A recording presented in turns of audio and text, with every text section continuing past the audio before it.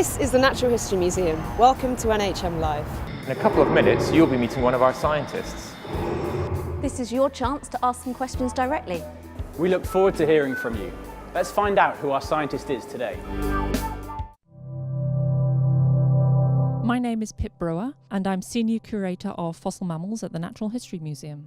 My job is to safeguard and provide access to the specimens under my care, and this can mean assisting researchers, working on exhibitions, engaging the public, researching and documenting the specimens, or answering queries about them. There are around 250,000 fossil mammal specimens in the collection, covering around 200 million years of evolutionary history, and ranging from specimens just a millimetre or two in size to the largest mammals that ever existed. My primary research interest is fossil wombats, although my research interests are wide-ranging and include South American mammals and mammals from the time of the dinosaurs. One of my favourite parts of paleontology is fieldwork, and I've been lucky enough to go on fieldwork around the world, including opal mines in Australia and excavating extinct ground sloths in South America. I love this collection and feel a strong connection to all the specimens under my care.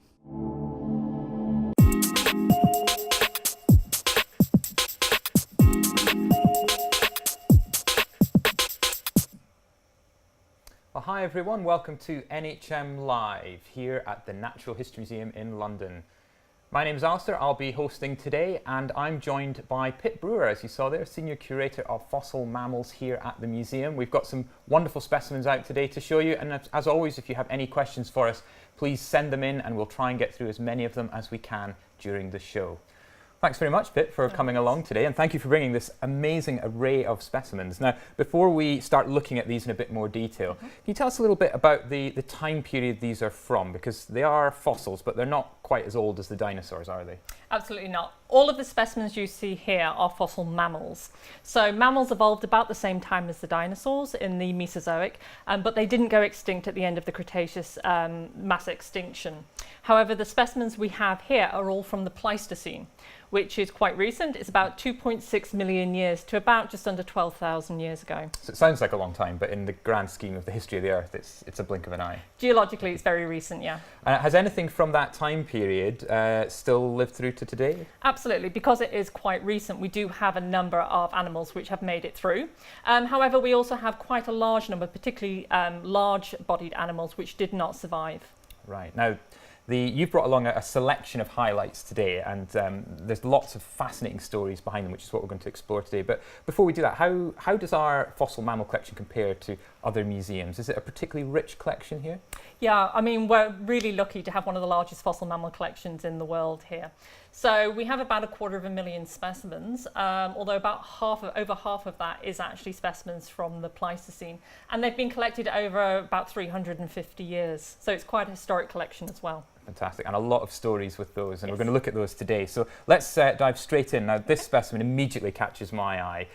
First of all, tell us what this is. It looks like a skull to me, is that right? It is a skull, absolutely, and let me just orientate you a little bit. So this is the top of the skull here. So the nose would have been about here. We've got the eyes here, and the hole at the back here is where the spinal cord would have come through. These are the cheekbones. Excellent. And what's it called? This is Toxodon. It's an extinct type of hoofed mammal that was native to South America, and it's part of a completely extinct group. Now, I notice on the side, I'm sure viewers can see, there's this big bright yellow sticker. What does that actually indicate? Yep. So in this collection, what we do is we highlight the specimens which are called type specimens, which are quite important. Now, a type specimen is, if you describe a new species, it's practice to identify a particular specimen or group of specimens. Often it's the first one you've ever discovered, which becomes the reference for that species. And a lot of them are kept in museums. So when a scientist wants to compare or have a look at other specimens of the same species or compare different species, they'll always refer to this type specimen. So it has quite a special place in any collection. So it's that kind of key thing. You want any other ones you find, you're going to compare it to this one to make sure you're looking at the right thing. Well, so it's very valuable, and thanks for bringing it along. No worries. Now, there's an interesting story behind this as well, because it's very valuable to us, but of course at one time people didn't know that. Can you tell us a bit of background to it? Absolutely. So this specimen came to us from Charles Darwin, who's known from his theory of evolution through natural selection. And he collected this specimen on the voyage of the Beagle in 1833. He didn't actually excavate the specimen himself. It was found by some local boys. The specimen itself is from Uruguay. And when Darwin was going around Uruguay, exploring it on horseback, he came to the a farmyard where he saw this specimen. It had been propped up against a fence. And what it had been done, it had been used as target practice. They'd been throwing stones at it, trying to knock the teeth out of it. Darwin recognised that it was something unique, something interesting, and he actually bartered with them and paid 18 pence for it. 18 pence? 18 pence. For this amazing specimen. I know, bargain, right? Yeah. And then he shipped it back to England, and it became the type specimen of a completely new group. I wonder if those boys throwing the stones had any idea that it was so important to this man of science who just wandered in. They probably thought he was a bit strange, actually wanting to pay money for it. And is there any visible damage on it from those rocks the boys were throwing at it? Well, the teeth are knocked out, which is unfortunate. As a mammalian paleontologist, fossil teeth are really important to us, simply because they're the things that preserve best in the fossil record. So they're the things we compare most. So it was unfortunate that the teeth weren't preserved, although Darwin did find other teeth of a Toxodon at different sites around South America. But the rest of the damage you see is probably what was done after it fell out of its deposit into the riverbed. So at the top here, what we actually see is bits of the inside of the spongy bone. You normally can't see it because it's got this, this cortical bone over it. And this is very typical of being exposed to water or air. Right, okay. Well, that certainly looks like a good fossil to me, but you brought something else along which at a glance looks like whatever it was just died yesterday. Surely this isn't a fossil. Absolutely. So it depends what you call a fossil. It's a debatable word, and there's no clear cutoff as to what constitutes a fossil or not. However, this is part of our collection because it actually belongs to an extinct giant ground sloth called Mylodon darwini. Wow, it's incredibly well preserved. So this is actual fur from an animal that's been dead for how long? Yeah. So these things are actually, they went extinct about 10,000 years ago, but when it was actually found in 1896, it did actually look like it belonged to a living animal, and people thought it might actually. In fact, in the early 20th century, when news of this discovery and pieces of this skin made its way to Europe, the Daily Express newspaper in England actually sent a reporter to South America trying to find the living remains of this animal. Of course, they failed, because we now know it's just an exceptionally preserved skin, but has been dead a long time. You can't really blame the papers for wanting to send people out to find them, because it is remarkably well preserved. Yep. So we've got a couple of questions come in. One from Twitter. Sfool is asking how the Mylodon fur was preserved. So I'm guessing it's something about the conditions it was in was very important. Absolutely. So the conditions in the cave where it was found are actually quite unique. So one of the main characteristics is that it was very dry.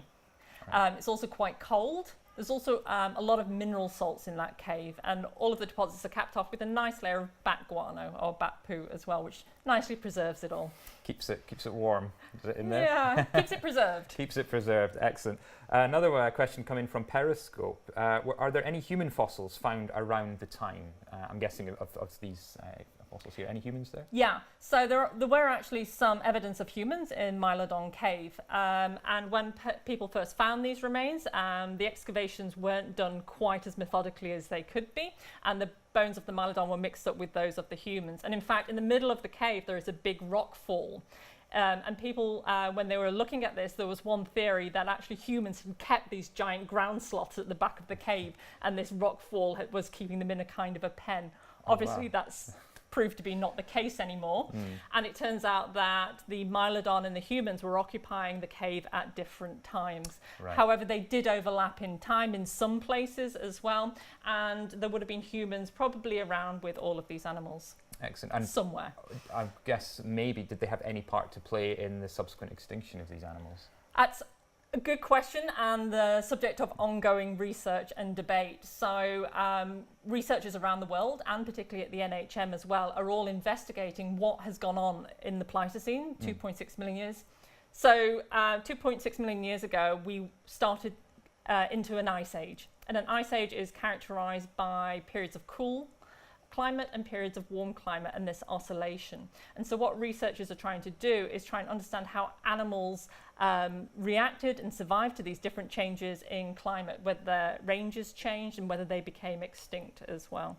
Okay, excellent. So moving on from that remarkably well preserved specimen to this one here, which looks to me a typical fossil. It looks like a lower jaw of something. We've got some teeth here, is that right? Yep, absolutely.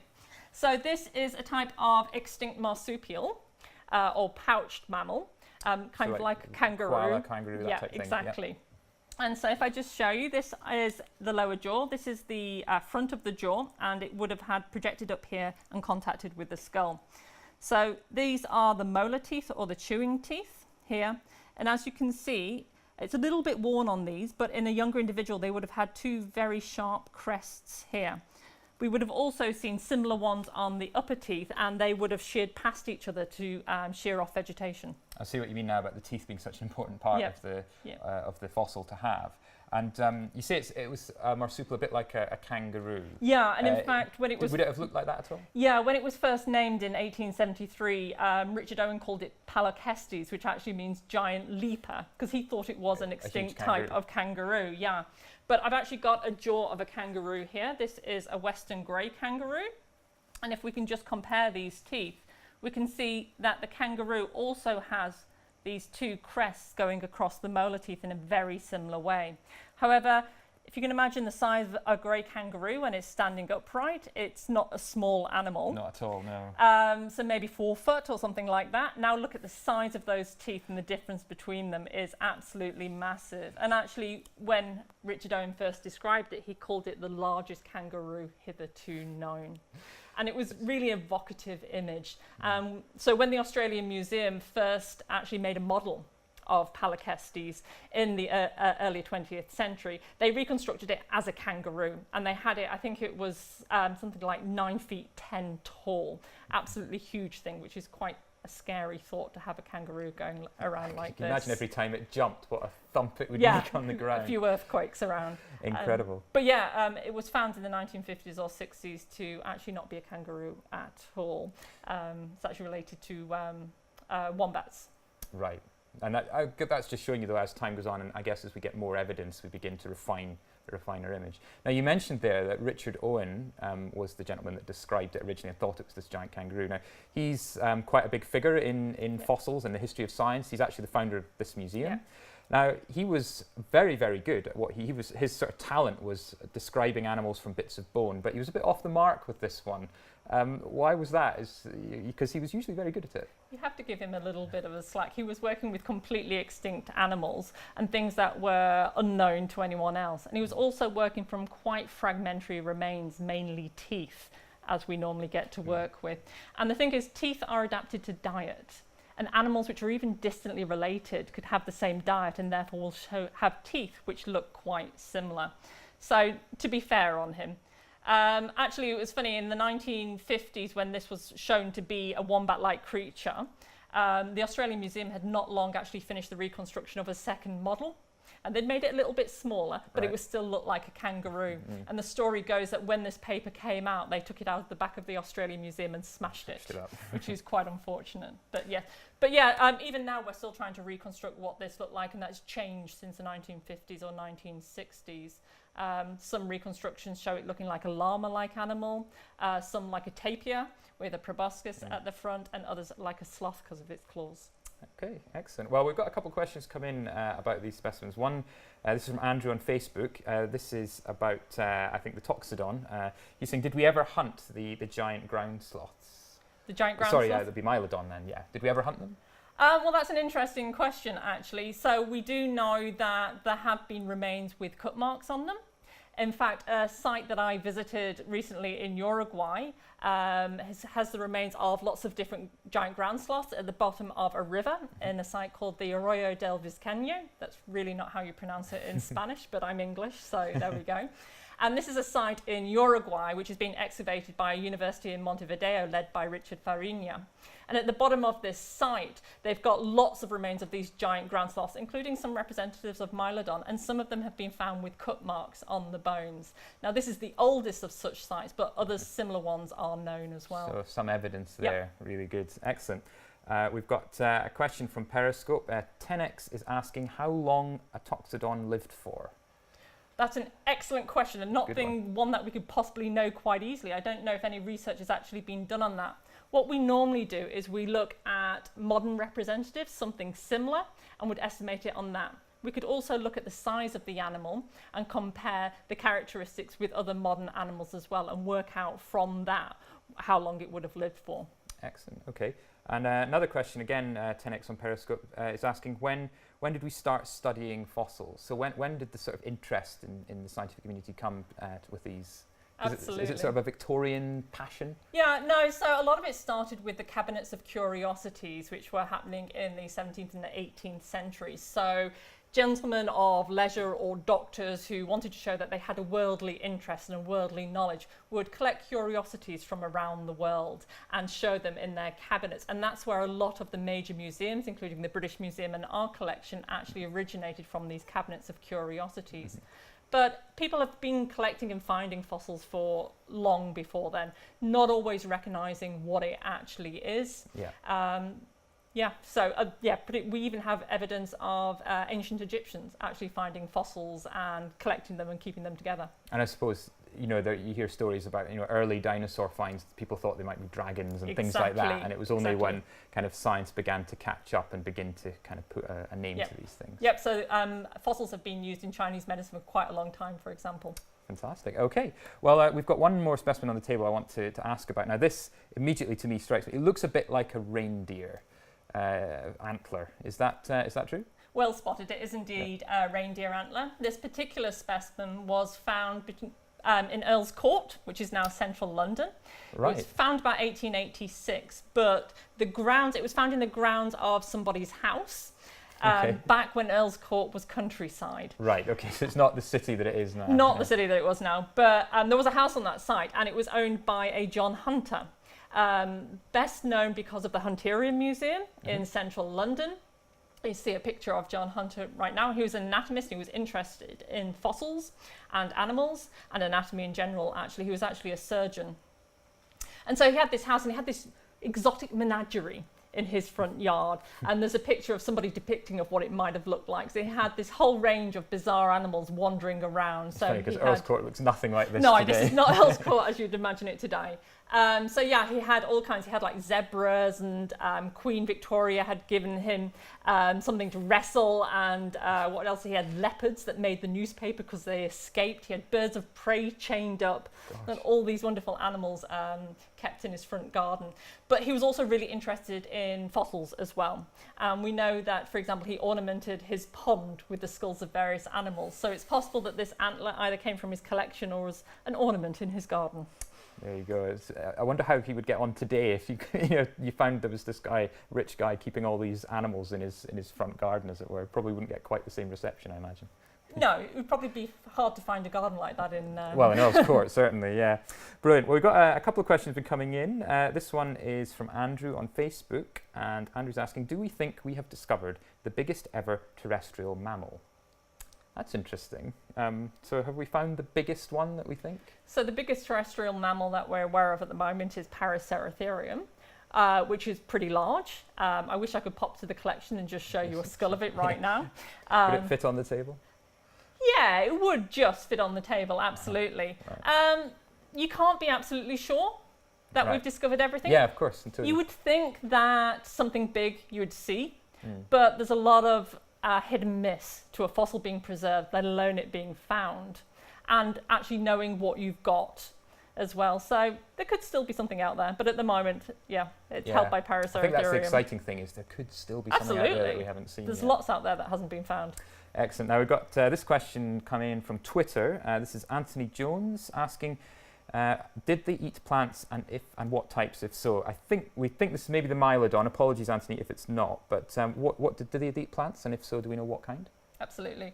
So Mylodon actually had quite a wide range in South America, and it would have adjusted its diet depending on whereabouts it was.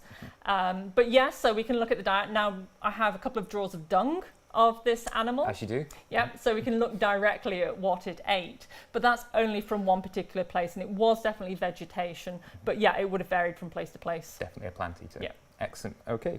Well, thank you very much, guys, for your questions. Now, a little bit earlier on, Pip and I went for a wander through the galleries to actually look at one of the largest fossil mammals that you can see on display. If you come to the museum, you'll be able to see it for yourself. So let's go and see what we found out.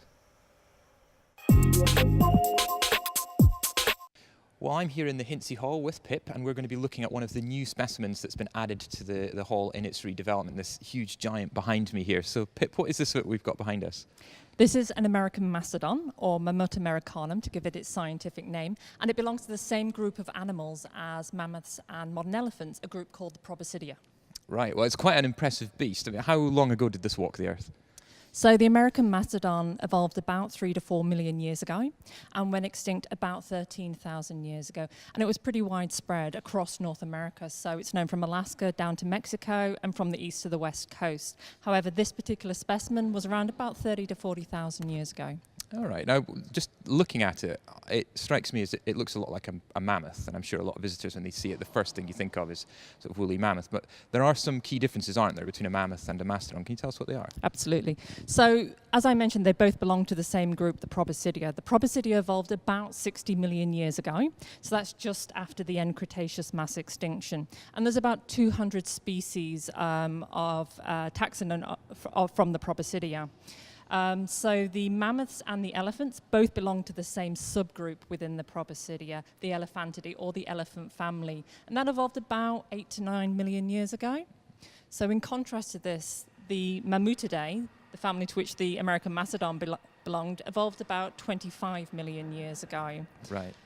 So even though they both belong to this same group, they have some similarities that's common to most species from the Proboscidea. So they're quite large in size, they had tusks, and they both would have had a trunk as well. But the closer you look, the more differences you'll start to see. So if we were to put a skeleton of a mammoth and a mastodon right next to each other, what we would see is that the mastodon body is much lower and much longer. Its feet were slightly splayed. Also, if you look at the top of the skull, it doesn't have the characteristic domed skull of a mammoth. It's actually quite wide and flat. There are also other differences, such as with the teeth, which are very distinct. Okay. Now, the specimen that we've got in here has quite an interesting story behind it, which I think is one of the reasons why we wanted to put it here. Can you tell us a little bit about how it was collected and the character that found it? Sure. So it was found in 1840 in a river valley in Missouri, in which is now United States of America, and it was found by a guy called Albert Koch. This skeleton, along with hundreds of other bones and teeth, I should mention. And Albert Koch assembled this skeleton from bones of multiple individuals. In fact, he put too many bones into one skeleton, I think partly to try and make it look bigger and more fearsome. He also, when he reconstructed it, he initially had the tusks curving downwards, and that was to indicate that it was some kind of giant carnivore, perhaps trapping prey with its giant tusks. And later he had them reconstructed curving completely outwards as well.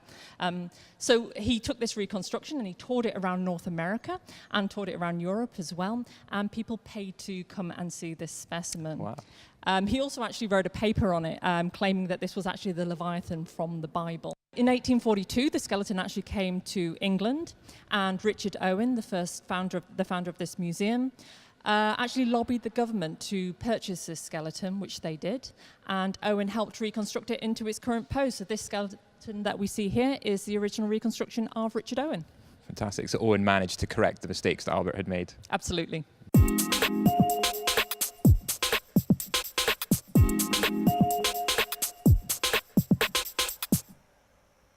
Well, welcome back, everyone. If you've just joined us, I'm here with Pip Brewer, and we're looking at some incredible fossil mammals from our collections. As always, if you've got any questions for Pip during the show, keep sending them in. We'll get through as many of them as we can. Well, Pip, we just saw there the amazing mastodon in the main hall of the museum, and hearing that amazing story about Albert, who initially tried to reconstruct it and got a little bit carried away. I'm just curious, do we think that he knew what the mastodon actually was supposed to look like and deliberately embellished it, or was he blissfully unaware of the research at the time? It's really difficult to know, to be entirely honest, but I think he was more concerned with the number of people that were paying to come and see the specimen as it toured around. Yeah, wanted to make some money. Absolutely. You've got to do it some way. Well, we've been hearing some fascinating stories about the history of these specimens, really interesting ones, but I'm just curious to know, like, we're a scientific institution, we use these specimens to do science on them and learn more about them. Are these scientifically valuable as well as historically interesting? Absolutely. Just because they're historically interesting doesn't stop them being interesting scientifically as well. We've already talked about the importance of a type specimen, for example, Toxodon. One of the best ways of learning more about them is to find more specimens, obviously, and I've talked a little bit about the dig that I was on in Uruguay, where bits of Toxodon have also been found as well.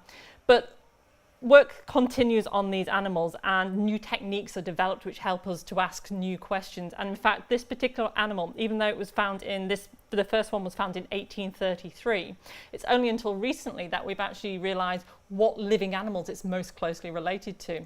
It took to 2015 for researchers, including scientists from this museum, to be able to extract collagen from representatives of Toxodon, which is collagen is a connective protein which is in tissue, and compared it with that of living animals. And what they did is they determined that Toxodon was actually distantly related to perissodactyls, which is a group which contains rhinos, horses, and tapirs. So it's amazing that because this specimen we said was collected by Charles Darwin way back in the 1800s, and here we are just a couple of years ago, still trying to unravel what is this actually, what's it related to? We've still got these questions to answer. So many questions to answer. And I'm guessing the more material we find, the clearer the picture becomes, because so we've got the skull of Toxodon here, we've got the the jaw of an animal here. It's just bits and pieces. The more we bring together, the clearer these questions and answers become.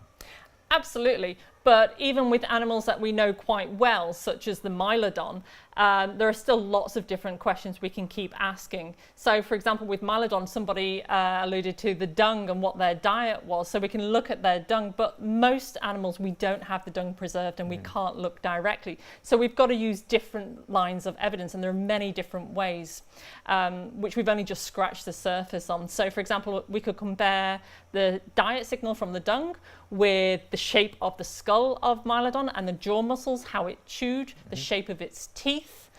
We can look at the little minute scratches on the surface of the teeth, which will tell us what it ate just days or weeks before it died. God. We can look at the chemical composition of the teeth to have a look at diet, and lots of other questions. And with more specimens, of course, we can also have a look at the distribution of this animal. We said Mylodon was quite widespread, but over time, how did it react to to the climate change that was going on through the Pleistocene? So there are always plenty more questions to answer. Loads more to do. Yeah. So if anyone wants to do some research, there's plenty going on. Oh, there's plenty. Fantastic. Right, well, we've got a few questions that have come in. This one comes from Brandon on Facebook. Brandon's asking, how many different Pleistocene mammal taxa are represented in the collection? That's an awful question. As curator, you should know this one. That is an absolutely awful question. I have no idea. And taxa is a very broad term. Did he say taxa? He said taxa, I yes. like that taxa, because taxon can also mean higher level, which means mammalia, so I can say one. There you go. There's one. Excellent. We have so many specimens which were collected historically that we are busy just starting to document every single one of them now. So please come back and ask us in a couple of 100 years. Excellent. So we've got a question. This is from 10X again on Periscope. Lots of questions from them today. What did mammals evolve from? That could be quite a complex question. Reptiles. Reptiles. Next one. So we have mammal-like reptiles and reptile-like mammals in the collection, and we can see a lot of intermediate forms, and as things acquired more mammalian characteristics. Some of them don't preserve very well in the fossil records, so we're familiar with most mammals have hair and other things, but we can have a look at what the bony parts and how they change from reptiles to mammals. So, yep. Excellent. Now, you mentioned that you've been on a bit of field work yourself. Do you get to go on field work regularly to collect new specimens? Not for the enough. Not enough. I'd love to spend most of my time on field work, but yeah. So the images you're seeing at the moment are from a site that I did my PhD on, where we collected wombat fossils. This is in the middle of the outback, and this is quite a dry locality with lots of limestone outcrops. And if you crack the rocks open, what you noticed is the remains of a wonderful rainforest community preserved there. And that includes the ancestors of Palacestes, so the Palacestid groups, and lots of other things, wombats, marsupial lions. They even have moles at this site. Fantastic. Now, marsupial moles are known from sandy desert regions, and yet we know we have this wonderful rainforest community preserved in these rocks. So what exactly were they doing in here? It must be quite exciting when you crack open a rock and know that you're the first person to lay eyes on that animal ever. Absolutely, and lots of strange and interesting things are being found there constantly, so there's always a surprise in store. And are we still is there still up for debate? What our giant kangaroo / not kangaroo, is there still a bit of debate about what that looked like? We're still today? refining the reconstructions, definitely, and still trying to understand more of the animal itself, yeah, definitely, and how it got to be how it is as well. So with the material in Riversley, we're looking at a much older period, and how did it get from the animals we see there to what we see at the Pleistocene? My last question I want to ask you is about when you go out to these dig sites and you're finding the fossils, do you find a nice complete skeleton usually, or what do the things look like when you dig them up? I wish. Yeah. Now, people who visit museums will get probably a slightly incorrect impression that there are lots of wonderful whole skeletons waiting in the ground for us. It's very rarely the case. Right. We can get bits of bone. One Mesozoic site in Oxfordshire, where we go to get fossil mammal teeth, as well as dinosaur teeth as well. We have to sift for tiny little teeth about so big from that sediment. Painstaking work. Absolutely, absolutely. Then try and reconstruct from that. But there are some sites where we're lucky enough to have whole skeletons, and actually Riversley is quite a rare site, other than wombats, which are only found from teeth, unfortunately. Oh, that's one of your favourite ones, isn't it? Excellent. Mind. Well, thank you very much, Pip, for bringing along these amazing specimens today and for chatting with us. It's been really great. And thank you guys as well for all of your questions.